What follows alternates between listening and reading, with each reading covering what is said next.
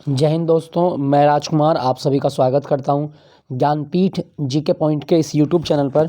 दोस्तों, जीके का एक और मॉक टेस्ट लेके आया हूं, तो चलिए बिना देर के शुरू करते हैं जीके का एक और नया मॉक टेस्ट। इससे पहले मैंने जो भी मॉक टेस्ट अपलोड किए हैं उनकी एक अलग प्लेलिस्ट बना दी गई है और हमारा टारगेट है 5000 से ज़्यादा जो हम जीके के क्वेश्चन डिस्कस कर रहे हैं उनको पूरा करना। और ये 1 या 2 दिन में जो एसएससी जीडी का मतलब मॉक टेस्ट सीरीज़ है वो जल्दी शुरू कर दी जाएगी। तो चलिए शुरू करते हैं एक और मॉक टेस्ट संख्या 1। क्या कहा गया? किसी क्षेत्र को मरुस्थल माना जाएगा यदि वह। दोस्तों, मरुस्थल वो क्षेत्र होते हैं जहाँ पे वर्षा बहुत कम होती है या सामान्य स्तर से कम होती है। तो मरुस्थल आप किसको मानेंगे? तो इसका सही जवाब क्या होगा? जहाँ बालू के टीलों की प्रधानता हो, ये गलत है।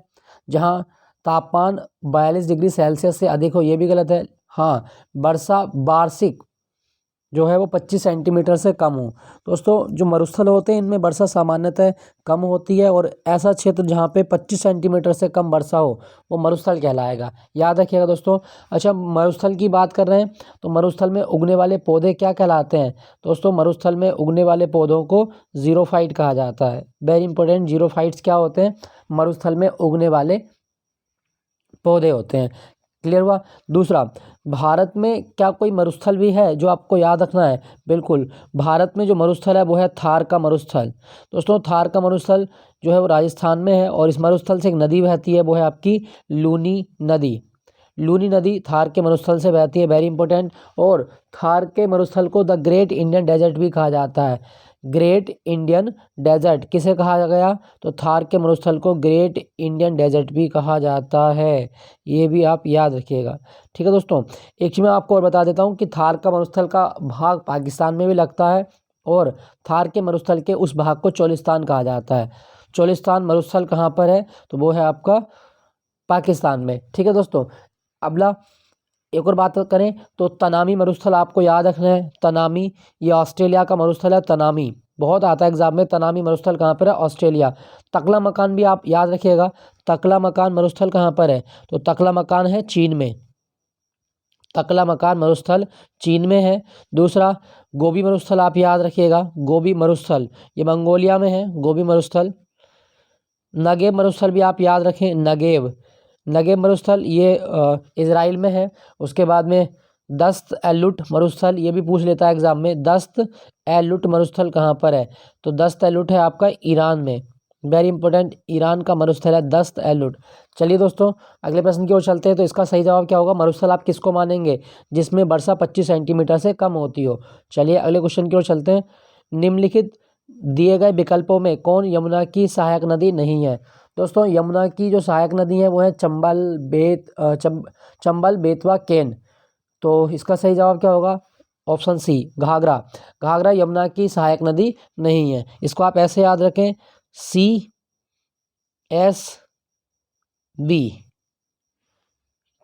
चंबल अच्छा दोबारा बताता हूँ। CKB, चंबल केन बेतवा, ये यमुना की ट्रिब्यूटरी हैं, याद रखिएगा इसी में।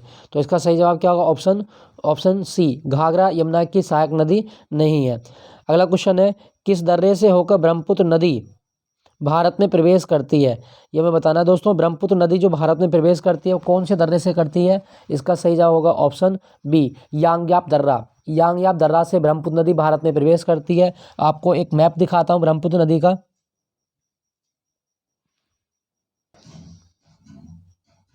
दोस्तों, ये है ब्रह्मपुत्र नदी का मैप। ये तिब्बत में कैलाश मानसरोवर के पास एक स्थान है, एंग्सी ग्लेशियर। एंग्सी ग्लेशियर से निकलती हुई इसका नाम होता है सांगपो। तिब्बत में सांगपो बोली जाती है और ये इस तरह से बहती हुई ये नदी आ रही है आपकी। और ये है आप हमारा अरुणाचल प्रदेश। अरुणाचल प्रदेश में ये नदी यू आकार की घाटी में टर्न लेगी और ये जिला मिलेगा इसका सादिया जिला। सादिया जिला में ये प्रवेश करती है दिहांग के नाम से। ये दिहांग लिखा हुआ है देखो। दिहांग के नाम से ये बहती हुई पासीघाट से बहती हुई ये आएगी आपकी यहाँ पे धनसिरी होती हुई यहाँ पे जो रंगा नदी है वो इसमें मिल जाती है। और ये यहाँ पासीघाट के पास ही आपका एक द्वीप मिलेगा, ये वाला द्वीप। ये है आपका कौन सा द्वीप है? माजुली द्वीप। इसकी जो सहायक नदियाँ हैं वो लोहित नदी है, दिबांग नदी है। दोबारा देख लेते हैं ब्रह्मपुत्र की। ये एंग्सी ग्लेशियर से होती हुई यहाँ आ रही है आपकी।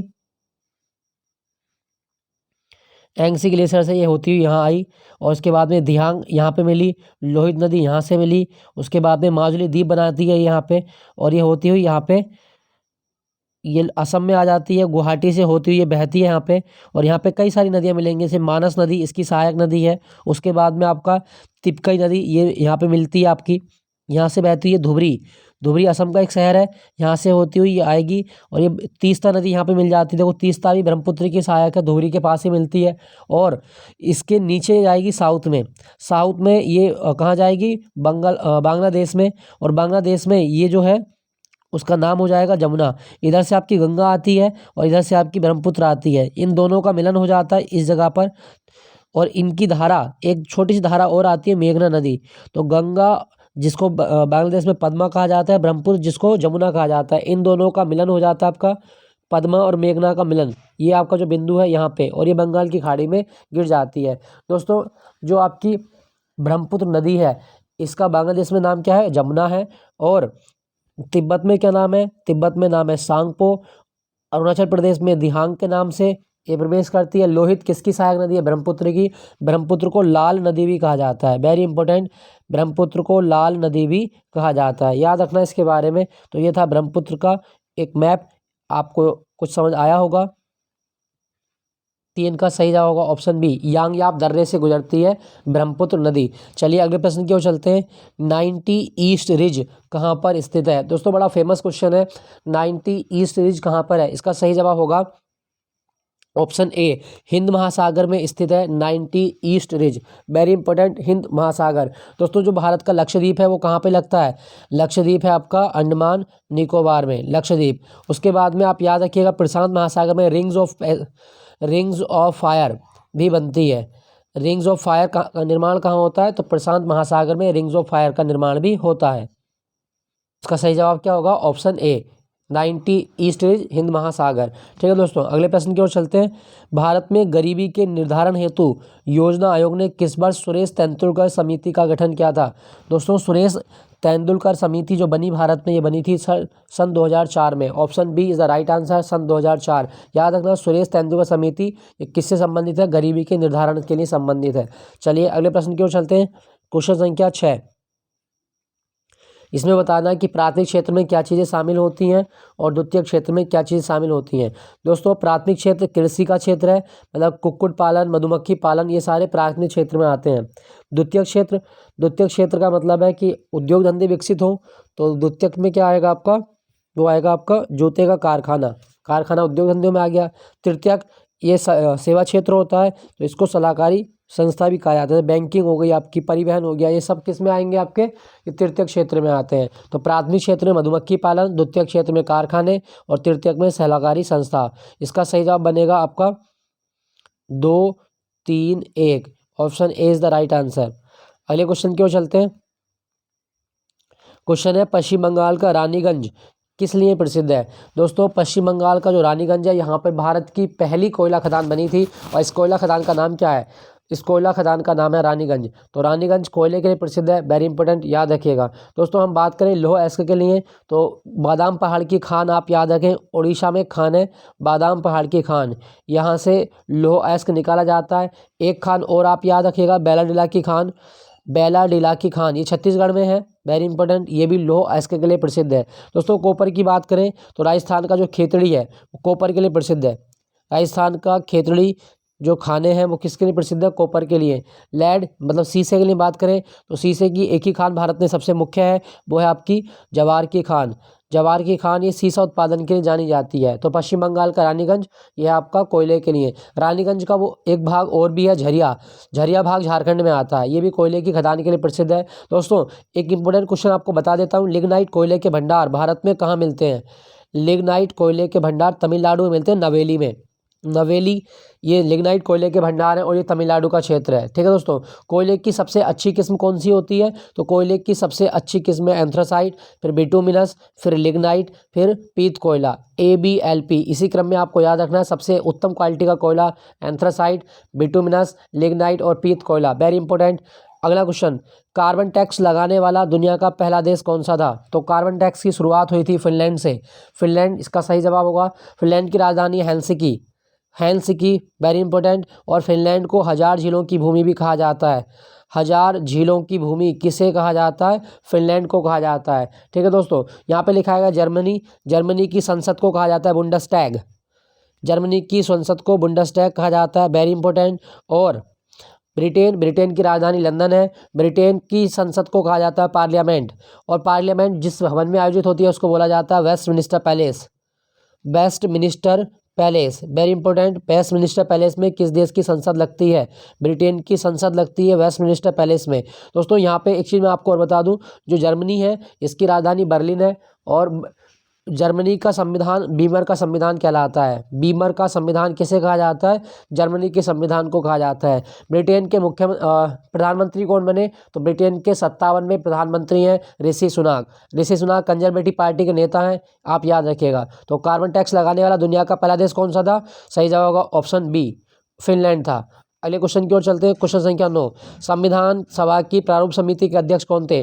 दोस्तों प्रारूप समिति 29 अगस्त को बनी 1947 में। प्रारूप समिति 29 अगस्त 1947 को बनी थी। और इस समिति के जो अध्यक्ष थे वो थे डॉक्टर B.R. अम्बेडकर।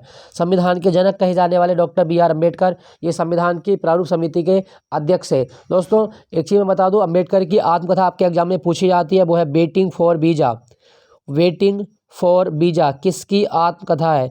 सही जवाब होगा अम्बेडकर की आत्मकथा का नाम है waiting for visa, very important. दोस्तों संविधान की कुछ जो समितियां हैं वो टोटल कितनी समितियां थी? संविधान सभा में कुल समितियां बनी थी 22 समिति, वेरी इंपॉर्टेंट 22 समिति।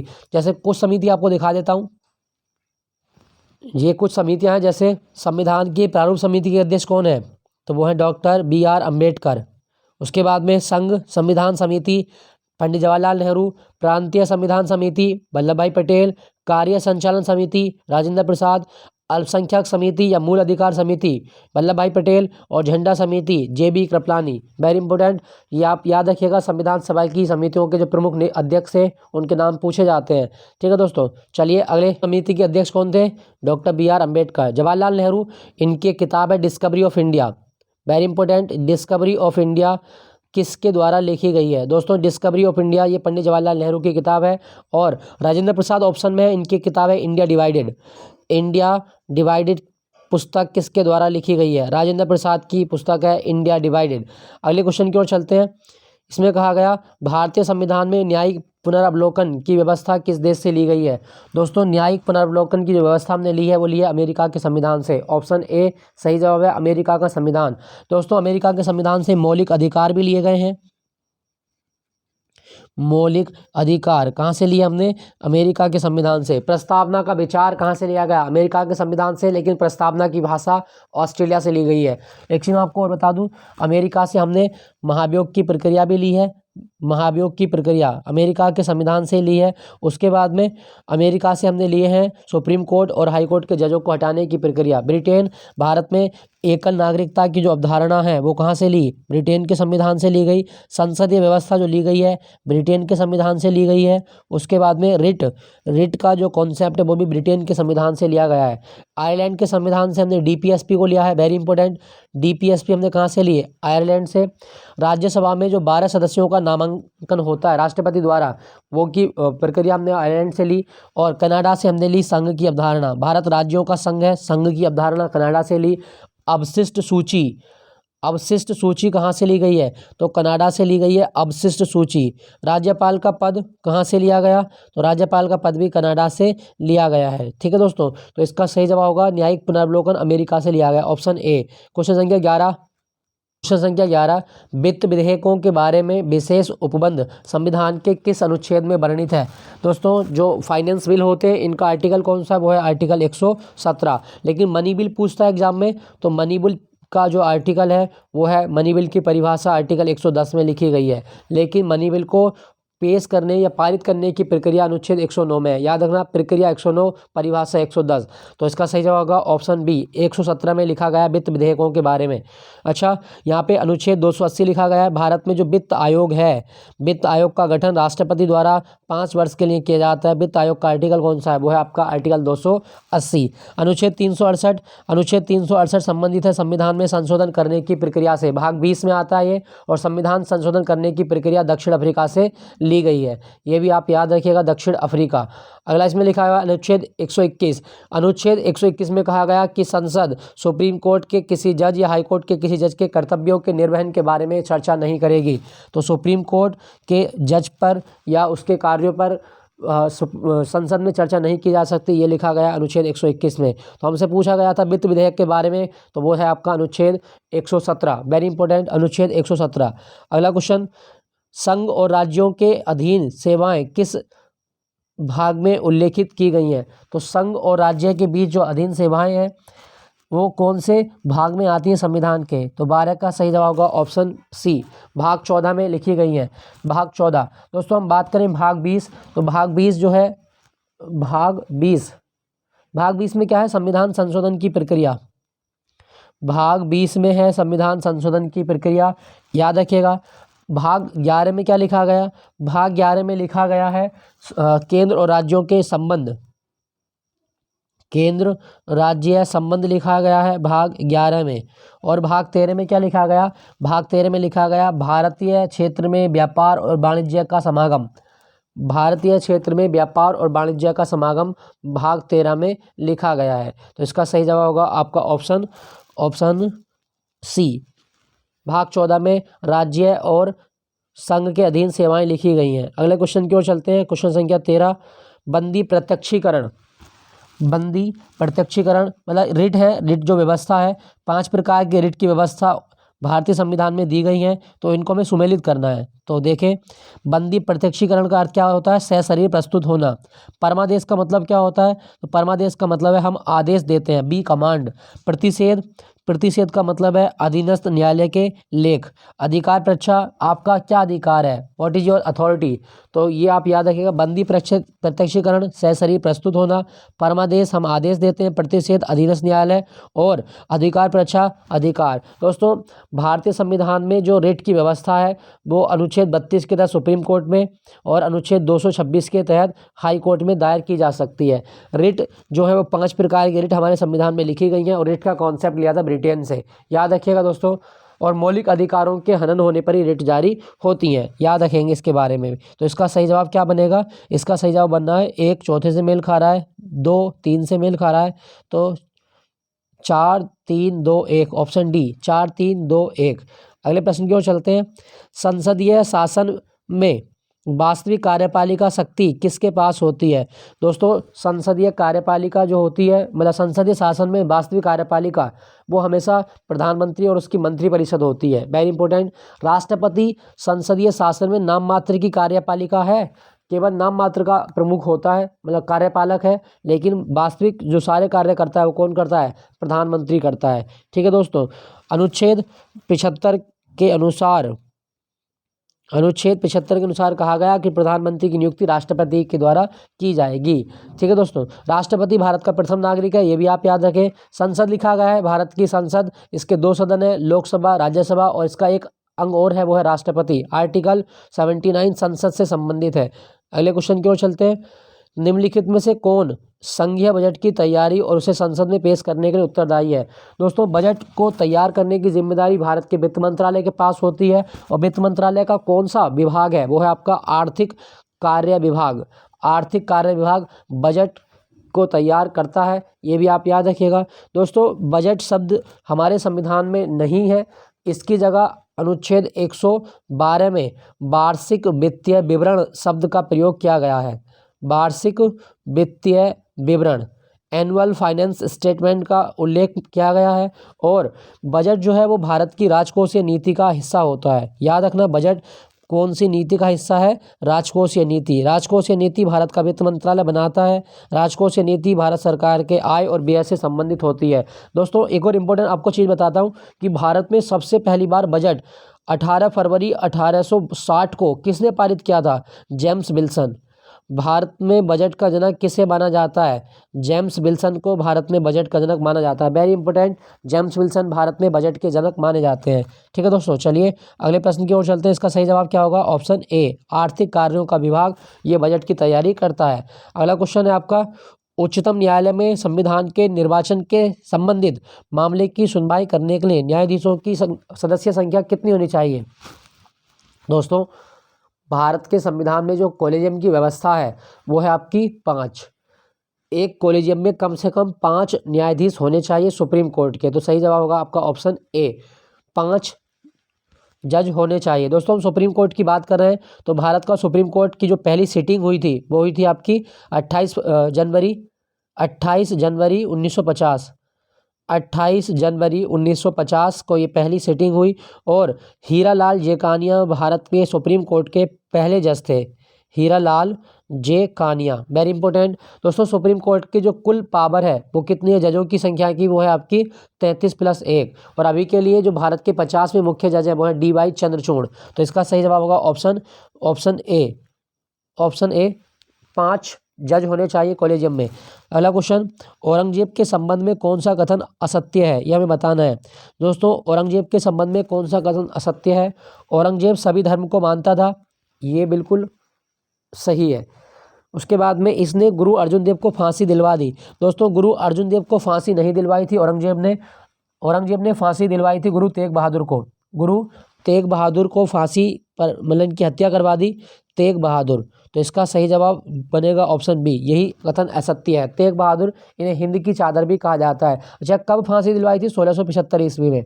1675 ईस्वी में गुरु तेग बहादुर को फांसी दिलवाई थी औरंगजेब ने। दोस्तों औरंगजेब का शासनकाल भारत में कब से कब तक का था? तो औरंगजेब 1658 ईस्वी में से लेकर 1707 ईस्वी तक मुगल साम्राज्य की गद्दी पर बैठा था, ये आप याद रखिएगा। इसकी एक किताब भी है रुकाते आलमगीरी, और इसने आलमगीर की उपाधि भी धारण की थी। औरंगजेब ने अपनी पत्नी के नाम पर एक मकबरा बनवाया था, जिसे कहा जाता है बीबी का मकबरा। औरंगजेब का ही मकबरा है बीबी का मकबरा। अगले क्वेश्चन की ओर चलते हैं। विजयनगर आने वाला प्रमुख यात्री डोमिंग पायस किसके शासनकाल में भारत आया था? तो डोमिंग पायस जो किसके शासनकाल में भारत आया, इसका सही जवाब होगा 18 का ऑप्शन डी, कृष्णदेव राय के शासनकाल में डोमिंग पायस भारत आया था। आपके लिए क्वेश्चन यह है कि डोमिंग पायस किस देश से आया था कृष्णदेव राय के दरबार में? दोस्तों विजयनगर साम्राज्य, इसके अवशेष आज के समय हम्पी में देखने को मिलते हैं और ये तुंगभद्रा नदी के किनारे था। तुंगभद्रा नदी के किनारे था विजयनगर साम्राज्य। इसकी स्थापना की थी हरिहर और बुक्का ने। हरिहर और बुक्का 2 भाई थे। आइए बात करते हैं अगले प्रश्न की। क्वेश्चन है, वैदिक सभ्यता में आर्यों की प्रशासनिक इकाई को कितने भागों में बांटा गया था? दोस्तों आर्यों की प्रशासनिक इकाई बटी हुई थी 5 भागों में। सही जवाब होगा आपका ऑप्शन बी, 5 भाग। ठीक है दोस्तों, वैदिक सभ्यता में आर्यों की प्रशासनिक इकाई 5 भागों में बटी थी। अगला, सिंधु सभ्यता का सबसे बड़ा स्थल कौन सा है? दोस्तों सिंधु सभ्यता ये कांस्य युगीन सभ्यता है और भारत के भीतर सबसे बड़ा स्थल जो है सिंधु सभ्यता का वो है आपका राखीगढ़ी, भारत के भीतर। अच्छा, इन्होंने ना भारत के भीतर पूछा है ना बाहर पूछा है, तो वैसे राखीगढ़ी भारत में सबसे बड़ा है, लेकिन सब इससे भी बड़ा है आपका मोहनजोदड़ो। यदि भारत पूछेगा तो भारत में सबसे बड़ा राखीगढ़ी, और सबसे बड़ा ऐसी पूछे नॉर्मल तो मोहनजोदड़ो सिंधु नदी के किनारे है। और मोहनजोदड़ो का अर्थ होता है मृतकों का टीला, माउंड ऑफ डेथ, ये भी आप याद रखिएगा। सिंधु घाटी सभ्यता कांस्य युगीन सभ्यता है। दुनिया की सबसे प्राचीन नगरीय सभ्यता है आपकी अर्बन सिविलाइजेशन है, याद रखिएगा, वो है सिंधु घाटी सभ्यता। तो इसका सही जवाब होगा ऑप्शन बी, मोहनजोदड़ो। हड़प्पा कौन सी नदी के किनारे है? तो ये रावी नदी के किनारे है, कालीबंगा राजस्थान में है। अगले प्रश्न की ओर चलते हैं। ऋग्वैदिक कालीन नदियों में सदानीरा किस नदी का प्राचीन नाम है? तो गंडक नदी को कहा जाता है सदानीरा नदी। ऋग्वैदिक नदियों में सदानीरा कहा गया गंडक को। झेलम को वितस्ता कहा जाता है, ब्यास को विपाशा कहा जाता है, सतलुज को सतुद्री कहा जाता है। याद रखिएगा, झेलम का नाम बहुत आता है एग्जाम में, वितस्ता। हाइडेस्पीस भी बोला जाता है इसी को। महात्मा बुद्ध ने सर्वाधिक उपदेश कहाँ पर दिए थे? दोस्तों महात्मा बुद्ध ने जो अपने जीवन में सर्वाधिक उपदेश दिए वो कहाँ पर दिए? सही जवाब होगा आपका ऑप्शन ए, श्रावस्ती में सबसे ज़्यादा उपदेश दिए हैं। दोस्तों महात्मा बुद्ध ने जो पहला उपदेश दिया वो कहाँ पर दिया था? वो दिया था ऋषिपत्तनम, जिसे सारनाथ भी कहा जाता है। और महात्मा बुद्ध ने पहला उपदेश कौन सी भाषा में दिया था? तो पाली, जो कि भारत की पहली देशज भाषा है, पाली में दिया था। और यह घटना धर्मचक्र प्रवर्तन कहलाती है। धर्मचक्र प्रवर्तन, बुद्ध के उपदेश देने की पहली घटना है धर्मचक्र प्रवर्तन। महात्मा बुद्ध, इन्हें लाइट ऑफ एशिया भी कहा जाता है, वेरी इंपॉर्टेंट। और इन्हें बिहार के गया में निरंजन नदी के किनारे पीपल के वृक्ष के नीचे ज्ञान की प्राप्ति भी हुई थी। सही जवाब होगा ऑप्शन ए श्रावस्ती। ठीक है दोस्तों, चलिए अगला क्वेश्चन की ओर चलते हैं। किस स्थान पर साइमन कमीशन का विरोधी जुलूस का नेतृत्व करते हुए लाला लाजपत राय पुलिस लाठी द्वारा घायल हुए और उनकी मृत्यु भी हो जाती है? तो ये हमें बताना है कि लाला लाजपत राय ने जो साइमन कमीशन का विरोध किया था वो कौन से शहर की घटना थी? वो थी लाहौर शहर की घटना। ऑप्शन ए लाहौर शहर। दोस्तों, साइमन कमीशन भारत में कब आया था? 1928 में आया था और इसमें सारे सदस्य अंग्रेज थे, इसीलिए इसका विरोध किया गया। और इस दौरान लाला लाजपत राय की सिर पर लाठी लगने से मृत्यु हो जाती है। तो लाला लाजपत राय आप याद रखें, पंजाब केसरी के नाम से ये फेमस है। पंजाब केसरी किसे कहा गया? लाला लाजपत राय को पंजाब केसरी कहा जाता है। दोस्तों मैं एक चीज़ और बता दूं, जो पंजाब नेशनल बैंक है पीएनबी के संस्थापक हैं लाला लाजपत राय। 1894 में पीएनबी की स्थापना की थी इन्होंने और अभी के लिए पीएनबी का मुख्यालय नई दिल्ली में है, ये भी आप याद रखिएगा। एक चीज़ मैं आपको और बताऊँ, इनकी एक बड़ी फेमस किताब है लाला लाजपत राय की, the unhappy India. The unhappy India ये किसने लिखी है? तो the unhappy India Lala Lajpat Rai की पुस्तक है। और England dept to India, England dept to India ये किसकी पुस्तक है? तो ये भी लाला लाजपत राय की पुस्तक है। सही जवाब होगा इसका ऑप्शन ए लाहौर। अगला है आपका, निम्नलिखित में से किसने गांधी इरविन समझौते को महात्मा गांधी के लाभ को सांत्वना पुरस्कार कहा था? तो महात्मा गांधी के लाभ को सांत्वना पुरस्कार किसने कहा? तो वो था आपका एलन कैंपबेल वे जॉनसन। इसका सही जवाब होगा option A Campbell way Johnson ने कहा था। दोस्तों, गांधी इरविन समझौता कब हुआ था? 5 मार्च 1931 को गांधी इरविन समझौता हुआ। गांधी इरविन समझौते का मुख्य उद्देश्य क्या है? तो जो भारतीय राष्ट्रीय कांग्रेस है उसे राउंड टेबल कॉन्फ्रेंस पे बुलाना, जो गोलमेज सम्मेलन है उसके लिए राजी करना, उसके बाद में सीडीएम को ख़त्म करवाना, ये अंग्रेज़ों का उद्देश्य था। गांधी जी चाहते थे कि सीडीएम के दौरान जो भी नेता गिरफ्तार हुए हैं नेताओं की रिहाई कराई जाए। अंग्रेज़ों ने जो नमक कानून लगाया है इसको ख़त्म किया जाए, नमक कानून को ख़त्म किया जाए। और साथ साथ जो भारतीयों की और कुछ मांगें थीं, व्यापार करने की मांगें थीं या और कुछ मांगें थीं, उनको भी माना जाए। तो गांधी इरविन समझौता कब हुआ था? 5 मार्च 1931। इसे दिल्ली समझौता भी कहा जाता है। 5 मार्च 1931 को हुआ था। इसका सही जवाब होगा option A Campbell way Johnson ने कहा था। अगला, अपने अध्यक्षीय संबोधन के समय किसने हिंदी भाषा के लिए रोमन लिपि लागू करने की वकालत की थी? तो हिंदी भाषा के लिए रोमन लिपि लागू करने की बात की थी सुभाष चंद्र बोस ने। 25 का सही जवाब होगा ऑप्शन सी सुभाष चंद्र बोस। दोस्तों, सुभाष चंद्र बोस की जयंती 23 जनवरी को मनाई जाती है राष्ट्रीय पराक्रम दिवस के रूप में। पराक्रम दिवस कब होता है? तो 23 जनवरी को। सुभाष चंद्र बोस के नाम पर एक द्वीप भी है अंडमान निकोबार का, रोस द्वीप, इसका नया नाम है सुभाष चंद्र बोस द्वीप। दोस्तों, सुभाष चंद्र बोस द्वीप ये अंडमान में है। और इनकी आत्मकथा पूछेगा, इंडियन स्ट्रगल किसकी आत्मकथा का नाम है? सुभाष चंद्र बोस की आत्मकथा इंडियन स्ट्रगल। महात्मा गांधी, इनकी आत्मकथा का नाम है my experiment with truth. Very important, my experiment with truth किसकी आत्मकथा है? तो महात्मा गांधी की आत्मकथा है माई एक्सपेरिमेंट विद ट्रुथ।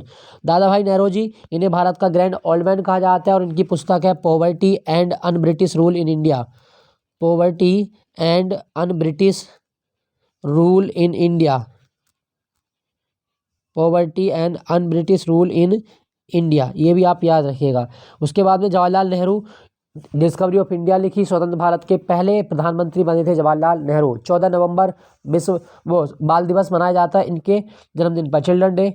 अगले प्रश्न की ओर, इसका सही जवाब होगा ऑप्शन सी रोमन लिपि लागू करने की बात की थी सुभाष चंद्र बोस ने। क्वेश्चन संख्या 26, अखिल भारतीय मुस्लिम लीग के गठन का प्रस्ताव किसने दिया था? तो मुस्लिम लीग के गठन का प्रस्ताव दिया था सलीम उल्लाह खान ने। सही जवाब होगा ऑप्शन बी सलीम उल्लाह खां। दोस्तों, अखिल भारतीय मुस्लिम लीग का गठन हुआ था 30 दिसंबर 1906 को ढाका में इसका गठन किया गया। और मुस्लिम लीग का जो पहला अधिवेशन हुआ था वो था कराची में। वर्ष 1907 में मुस्लिम लीग का पहला जो सम्मेलन हुआ वो हुआ था कराची में। और इस सम्मेलन की अध्यक्षता की थी आगा खान ने मुस्लिम लीग के पहले सम्मेलन की अध्यक्षता की थी। तो मुस्लिम लीग का गठन का प्रस्ताव किसने दिया था? सही जवाब होगा ऑप्शन बी सलीम उल्लाह खान। दोस्तों, अखिल भारतीय मुस्लिम लीग से जिन्ना कब जुड़े थे? 1913 में। 1913 में जिन्ना ने मुस्लिम लीग को ज्वाइन किया था। चलिए अगले प्रश्न की ओर चलते हैं। प्रकाश संश्लेषण प्रक्रम द्वारा पौधे कार्बोहाइड्रेट का संश्लेषण करते हैं। कार्बोहाइड्रेट निम्नलिखित में से किससे मिलकर बना होता है? दोस्तों कार्बोहाइड्रेट, कार मतलब कार्बन,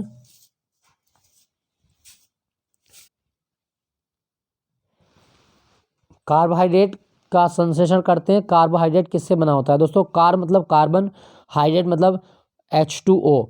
तो कार्बन, हाइड्रोजन और ऑक्सीजन मिली होती है कार्बोहाइड्रेट में, याद रखना, कार्बन, हाइड्रोजन और ऑक्सीजन। तो इसका सही जवाब होगा ऑप्शन डी, कार्बन, हाइड्रोजन और ऑक्सीजन मिलकर बनाते हैं कार्बोहाइड्रेट। दोस्तों कार्बोहाइड्रेट की सबसे छोटी इकाई क्या होती है? ग्लूकोज होता है।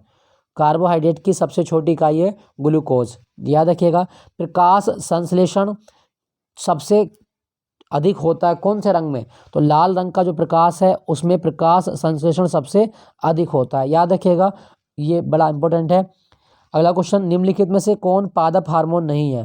दोस्तों पादप हार्मोन जिबरेलिन भी होता है, ऑक्सिन भी होता है, साइटोकाइनिन भी होता है, कौन सा नहीं होता है? एपिनेफ्रिन नहीं होता। एपिनेफ्रिन ये किडनी से निकलता है, ये भी आप याद रखिएगा, ठीक है दोस्तों। तो पादप हार्मोन कौन सा नहीं है? एपिनेफ्रिन। अगला, सूची 1 को सूची 2 से मिलान करना है। हैजा, हैजा किससे होता है? डेंगू किससे होता है? फील पाँव किससे होता है? और मलेरिया किससे होता है? तो हमें बताना है इसमें 29, 29 का सही जवाब क्या होगा? तो 29 को देखें एक बार मिला के। जो आपका हैजा है वो बैक्टीरिया से होता है, हैजा बैक्टीरिया। उसके बाद में आपका डेंगू, डेंगू फैलाने वाला एक वायरस होता है, याद रखिएगा। मलेरिया प्रोटोजोआ से फैलता है और फील पाँव ये कृमि से होता है। दोबारा देख लेते हैं, हैजा बैक्टीरिया, डेंगू वायरस, फील पाँव कृमि और मलेरिया प्रोटोजोआ। मलेरिया प्रोटोजोआ, इसका कोड बनना है 4132, 4132, ठीक है दोस्तों। तो चलिए अगले प्रश्न की ओर चलते हैं। क्वेश्चन संख्या 30 क्या कहा गया? क्वेश्चन संख्या 30 में, क्वेश्चन संख्या 30 कहा गया है, निम्नलिखित में से कौन आनुवांशिक रोग है? दोस्तों हीमोफीलिया, सीजोफ्रेनिया और थैलीसीमिया ये सारे आनुवांशिक रोग हैं, वेरी इंपॉर्टेंट, ठीक है दोस्तों। आनुवांशिकता की सबसे छोटी इकाई क्या है? Gene, gene. आनुवांशिकता का जनक किसे माना जाता है? मेंडले को, मेंडल को आनुवांशिकता का जनक भी माना जाता है, वेरी इंपॉर्टेंट। तो हीमोफीलिया कैसा रोग है आपका? एक आनुवांशिक रोग है। थैलीसीमिया भी और सीजोफ्रेनिया भी, सही जवाब होगा इसका इनमें से सही, इनमें से सभी। क्वेश्चन संख्या 31 क्या कहा गया? निम्नलिखित में से कौन सा जीव निमेटोडा संघ के अंतर्गत आते हैं? तो दोस्तों निमेटोडा के अंतर्गत आने वाले जीव एस्केटिक्स होते हैं, फ्लेरियासिस होते हैं और पिनबर्ग होते हैं, सही जवाब होगा ऑप्शन डी, ऑप्शन डी, इनमें से सभी निमेटोडा के अंतर्गत आते हैं। अगला क्वेश्चन, लार में मुख्यतः कितने प्रकार के पाचक एंजाइम पाए जाते हैं? तो दोस्तों लार में मुख्यतः जो एंजाइम पाए जाते हैं वो कितने प्रकार के होते हैं? उनका सही जवाब होगा 2 प्रकार के होते हैं, 2 प्रकार के। दोस्तों लार की बात करें तो लार में जो 98% है वो क्या होता है? आपका जल होता है, वेरी इंपॉर्टेंट। लार में 98% जल है।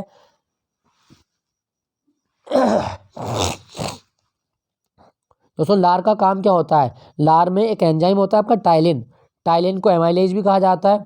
और टाइलिन एंजाइम जो जटिल कार्बोहाइड्रेट हैं इनको किस में तोड़ देता है? ये शर्करा में तोड़ देता है। जैसे माल्टोस को सरल शर्करा में तोड़ देता है कौन सा एंजाइम?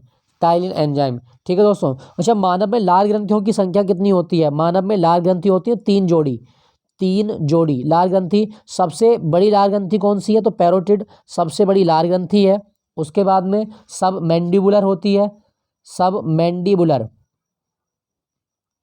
सब मैंडिबुलर और सबलिंगुअल, सबलिंगुअल ये भी एक लार ग्रंथि है, याद रखिएगा, ठीक है दोस्तों। एक चीज़ मैं आपको और बता दूं, जो लार में एक एंजाइम होता है लाइसोजाइम, लाइसोजाइम एंजाइम एक एंटीसेप्टिक के रूप में कार्य करता है, ये भी लार में पाया जाता है। ये लार में आने वाले जो हानिकारक चीज़ें हैं उनको खत्म कर देता है, वेरी इंपॉर्टेंट। तो लार ग्रंथियों में कितने प्रकार के पाचक एंजाइम होते हैं? 2 प्रकार के होते हैं।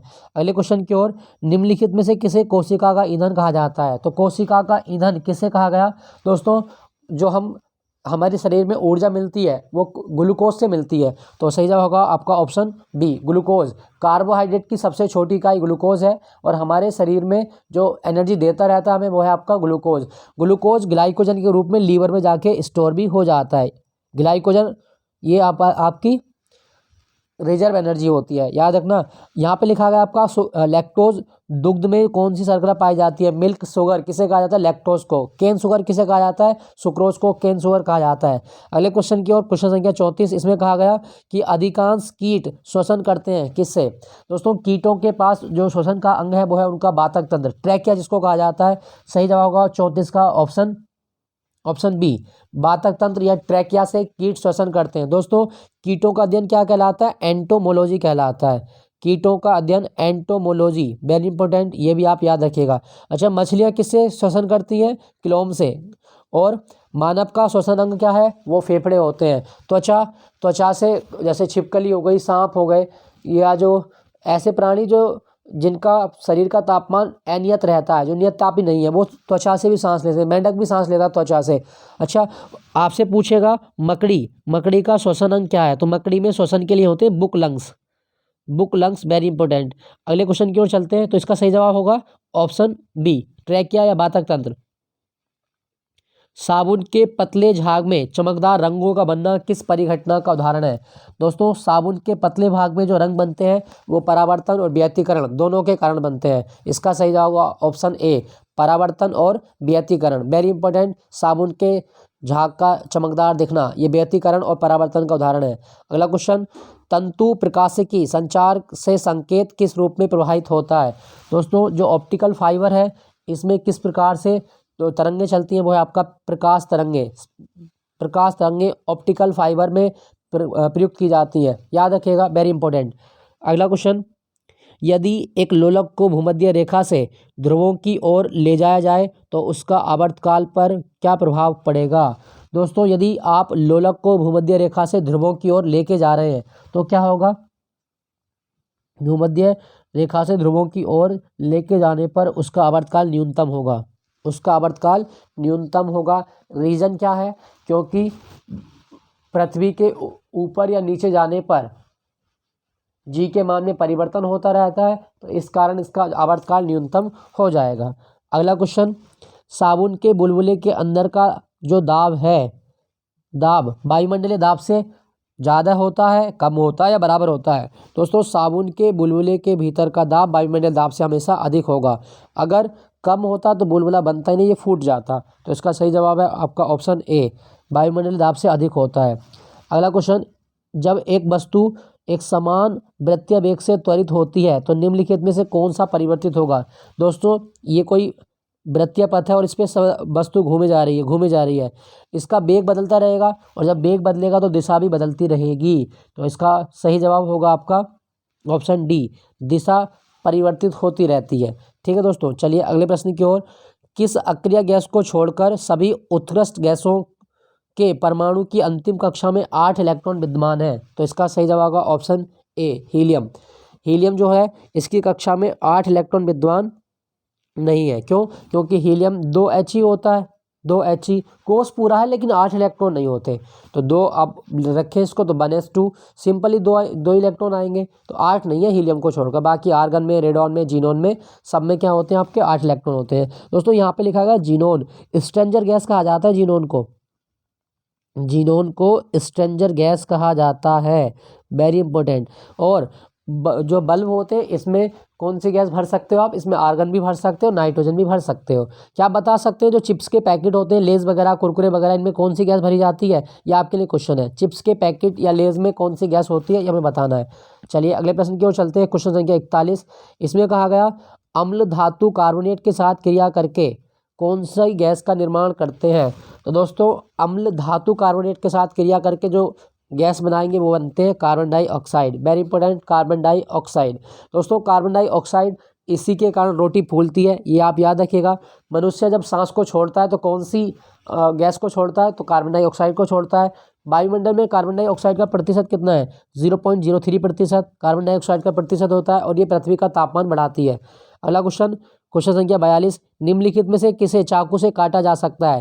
दोस्तों कौन सी धातु जिसे चाकू से काटा जा सकता है? इसका सही जवाब होगा सोडियम और पोटेशियम दोनों। तो इसका सही जवाब है ऑप्शन ए और बी दोनों। सोडियम इसे मिट्टी के तेल में रखा जाता है, याद रखना, मिट्टी का तेल या केरोसिन में रखा जाता है सोडियम को। और सोडियम जो है, सोडियम एक क्षारीय धातु है, ये भी आप याद रखिएगा। ठीक है दोस्तों। सोडियम क्लोराइड NaCl, इसे नमक कहा जाता है, ये भी आप याद रखें। Na2CO3 इंटू 10H2O, इसे कहा जाता है धावन सोडा, वॉशिंग सोडा इसका नाम है। अगले क्वेश्चन की ओर चलते हैं। जब कोबाल्ट के बारे में याद होगा, कोबाल्ट 60 का प्रयोग कैंसर उपचार के लिए किया जाता है। Very important, cobalt 60। Vitamin B बारे में जो तत्व होता है वो कोबाल्ट ही होता है। अगला है आपका, निम्नलिखित में से हाइड्रोजन का रेडियो सक्रिय समस्थानिक कौन सा है। दोस्तों हाइड्रोजन के 3 समस्थानिक है, 1s1, 1s2 और 1s3। इसको प्रोटियम, ड्यूटेरियम और ट्राइटियम कहा जाता है। ट्राइटियम हाइड्रोजन का रेडियो एक्टिव समस्थानिक है। सही जवाब होगा ऑप्शन सी, ट्राइटियम। हाइड्रोजन के 3 समस्थानिक है, इसका नाम है प्रोटियम, इसका नाम है ड्यूटेरियम और इसका नाम है ट्राइटियम। ट्राइटियम रेडियो एक्टिव समस्थानिक है हाइड्रोजन का। हाइड्रोजन की खोज किसने की थी, ये मुझे कमेंट में लिख के बताना है। कौन था, हेनरी कैवेंडिश था या प्रिस्टले था, कौन है हाइड्रोजन के खोज करता। चलिए अगले क्वेश्चन की ओर। एसिटिलीन का रासायनिक सूत्र क्या है। दोस्तों एसिटिलीन का रासायनिक सूत्र होता है C2H2। Very important. और ये कैल्शियम कार्बाइड की नमी के साथ क्रिया होने पर एक गैस बनती है, वो है एसिटिलीन। ये भी आप याद रखिएगा। फलों को पकाने वाली गैस है एसिटिलीन। वेल्डिंग में भी प्रयोग की जाती है एसिटिलीन। ब्लैक गांधी किसे कहा जाता है, तो ब्लैक गांधी कहा जाता है मार्टिन लूथर किंग को। 45 का सही जवाब होगा option D, Martin Luther king. दोस्तों यहाँ पे लिखा है जमनालाल बजाज। गांधी जी का 5वां पुत्र किसे कहा गया। गांधी जी का 5वां पुत्र कहा जाता है जमनालाल बजाज को। Very important. महात्मा गांधी राष्ट्रपिता की उपाधि मिली। एक चीज़ आपको और बता दूं, RBI ने महात्मा गांधी जी की फोटो नोट पर कब से छापी है, 1996 से छापी है। Very important. RBI के द्वारा महात्मा गांधी की फोटो नोट पर पहली बार कब छापी गई, 1996। दोस्तों गांधी जयंती कब होती है, 2 अक्टूबर को। और 2022 में 153वीं गांधी जयंती मनाई गई है। गांधी जी का 153वीं जन्मदिन मनाया गया, याद रखिएगा। अगला क्वेश्चन, ऑस्कर के लिए नामांकित होने वाली प्रथम भारतीय फिल्म कौन सी थी। दोस्तों ऑस्कर के लिए नामांकित होने वाली पहली भारतीय film mother India, Mehboob Khan के द्वारा निर्देशित की गई मदर इंडिया। अच्छा, क्या आप बता सकते हैं भारत का पहला व्यक्ति कौन है, व्यक्ति में महिला या पुरुष जो भी है, जिसको सबसे पहले ऑस्कर मिला। याद रखिएगा, भानु अथैया ये पहली भारतीय हैं जिन्हें फिल्म गांधी में गांधी जी की पोशाक डिजाइन करने के लिए ऑस्कर अवार्ड दिया गया था। दोस्तों ऑस्कर अवार्ड अमेरिका में दिए जाते हैं, याद रखना। सिनेमा के जगत का सबसे उच्च अवार्ड है ऑस्कर अवार्ड। ठीक है दोस्तों। चलिए एक क्वेश्चन आपके लिए, आपको बताना है भारत की पहली 3D फिल्म कौन सी थी। भारत की पहली 3D फिल्म कौन सी थी और ये किस भाषा की फिल्म है। Very important. विश्व शिक्षक दिवस हर साल किस तिथि को मनाया जाता है। याद रखना, विश्व शिक्षक दिवस पूछा है तो विश्व शिक्षक दिवस मनाया जाता है 5 अक्टूबर को। वेरी इंपॉर्टेंट, 5 अक्टूबर। राष्ट्रीय शिक्षक दिवस भारत में कब होता है, 5 सितंबर। और राष्ट्रीय हिंदी दिवस कब होता है, 14 सितंबर। 14 नवंबर चिल्ड्रन डे मनाया जाता है भारत में, तो इसका सही जवाब होगा ऑप्शन बी, 5 अक्टूबर। अगला क्वेश्चन, मंडप और रथ किस शैली के मंदिरों की विशेषताएं हैं। तो मंडप और रथ मामल शैली की विशेषताएं हैं। वेरी इंपॉर्टेंट, मामल शैली। दोस्तों उत्तर भारत के जो मंदिर है वो कौन सी शैली में बनते हैं, नागर शैली में बनते हैं। वेरी इंपॉर्टेंट, नागर शैली। चलो एक क्वेश्चन और बताइएगा। कंबोडिया में एक मंदिर है अंकोर वाट का मंदिर। अंकोर वाट का मंदिर ये किस शैली में बना है और इसमें किसकी पूजा होती है। अंकोर वाट का मंदिर किस शैली में बना है और इसमें किसकी पूजा होती है। अगला क्वेश्चन, निफक आंदोलन के प्रणेता कौन थे। दोस्तों निफक आंदोलन के प्रणेता हैं दादू दयाल। वेरी इंपॉर्टेंट, दादू दयाल। अगला क्वेश्चन, अंतिम प्रश्न आज के मॉक टेस्ट का, खेल ही जीवन है किसका सिद्धांत है। तो खेल ही जीवन है ये सिद्धांत दिया था जॉन डेवी ने। 50 का सही जवाब होगा ऑप्शन बी, जॉन डेवी। तो दोस्तों ये थे आज के टॉप 50 क्वेश्चन। आई होप कि ये सेशन आपको अच्छा लगा होगा और इस मॉक टेस्ट को देखने के लिए आप सभी का धन्यवाद। मेरे साथ बने रहेगा, मिलता हूँ नए मॉक टेस्ट के साथ। Jai Hind, take care, bye bye. अपना ख्याल रखें और अपनी तैयारी करते रहें।